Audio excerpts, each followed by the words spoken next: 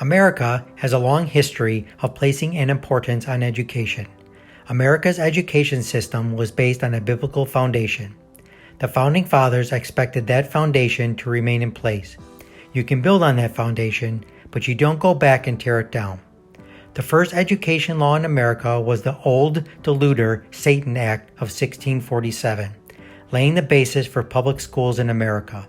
The purpose was to make sure society was literate so they could read and interpret the Bible for themselves.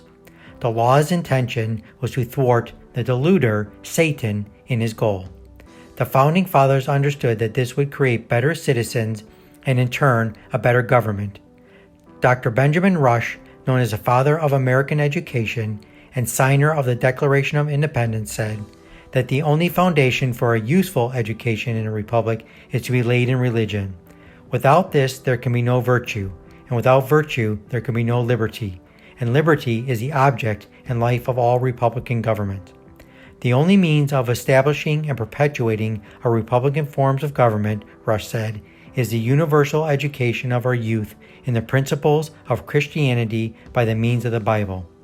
When America started expanding and territories wanted to become states, Congress drafted a series of congressional acts outlining the provisions under which states, including Illinois, could join. The Northwest Ordinance, signed into law by Washington, states that religion, morality, and knowledge are necessary to good government and the happiness of mankind.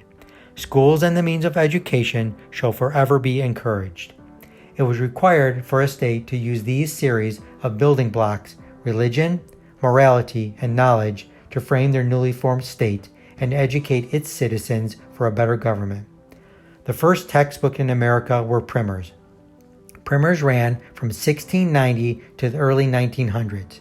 Every primer consistently had the following: Picture Alphabet, an alphabet of lessons for youth, Westminster Catechism.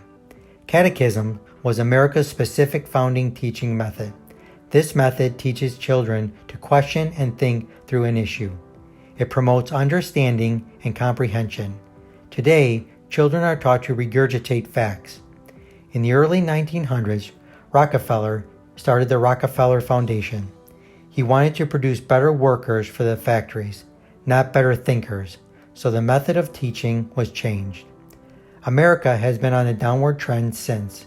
The Department of Education has identified that 19% of graduating seniors are functionally illiterate. A study from the American School Board Journal revealed that the longer children stay in school in America, the less they know. This phenomenon is known as negative learning. It is time to revert back to our founding principles and produce American thinkers.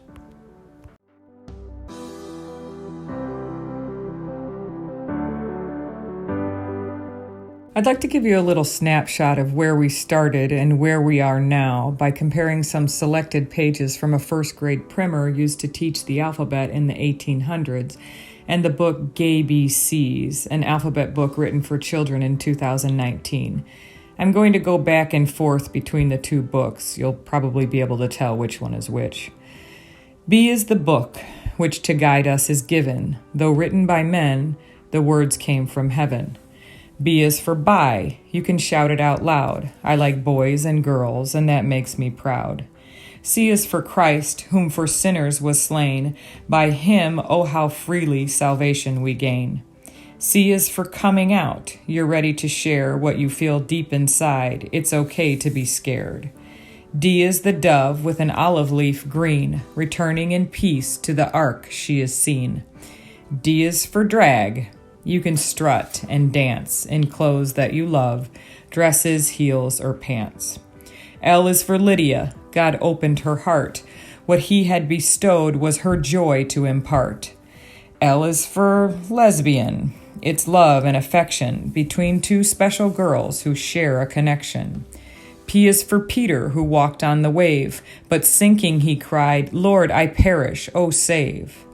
P is for Pan, like pansexual. This book was written for children from 2 to 9 years of age. You connect with a vibe. No matter the gender, it's about what's inside.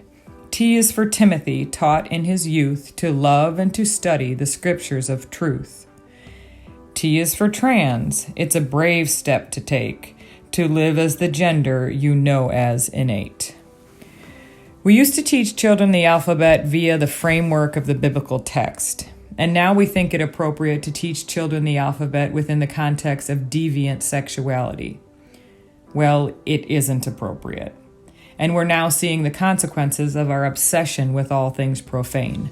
Last week alone, we witnessed gay porn being filmed by a staffer in a U.S. Senate building, a school board member being sworn in on a stack of pornographic children's books in Virginia, transvestite tap dancers performing in the White House to celebrate the birth of Jesus Christ, and a Baphomet altar being erected in the Iowa Capitol building.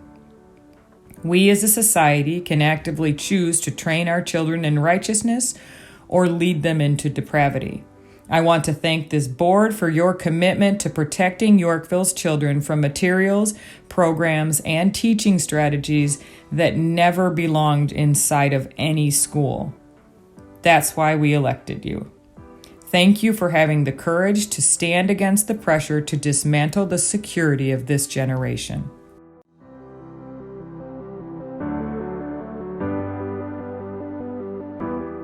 I am here to voice support for every way in which the Yorkville School Board is purposing to protect Yorkville's students from deceptive presentations and otherwise destructive agendas harming the social, emotional, and sexual well-being of this generation.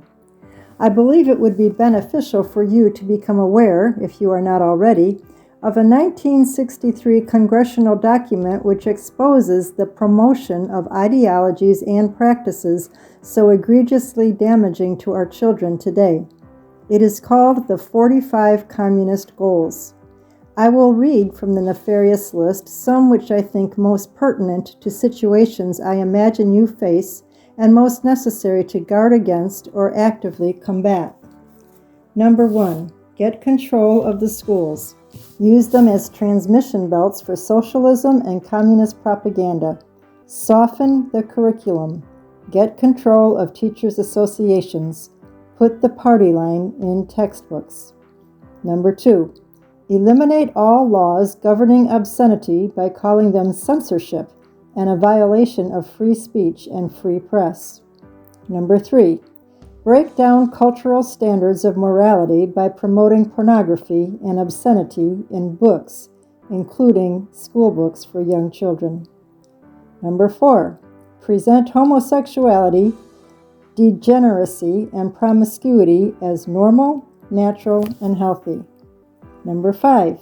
Discredit the Bible and emphasize the need for intellectual maturity, which does not need a, quote, religious crutch, end quote. Number 6.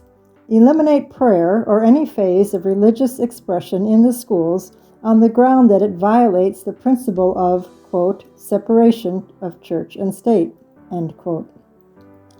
Numbers 7 through 12. Discredit American culture by promoting ugly, repulsive, meaningless art. Discredit the American Constitution.